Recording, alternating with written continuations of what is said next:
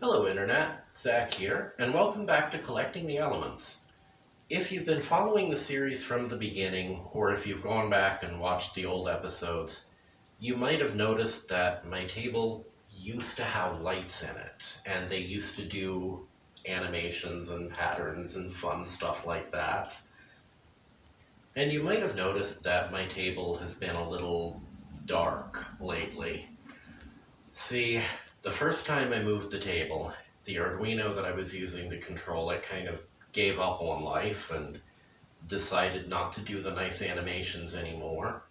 And 2 moves later, the lights just stopped lighting at all. So I really want to fix the lights because it's kind of boring to have lights in here that don't do anything. And I'm going to do at least a 2-part series on the lighting upgrade. This interlude is going to be about taking the old lights out and actually installing new working ones. The next episode is going to be about the electronics that actually control the lights and make them do their thing. So without further ado, let's take the old lights out and put some new ones in. One thing I've never shown before in a video is the wiring nightmare on the back of my table. Once upon a time, these 4 shift register chips used to control all the lights on this. This is the P block. And of course, here are the various lights that are starting to fall off.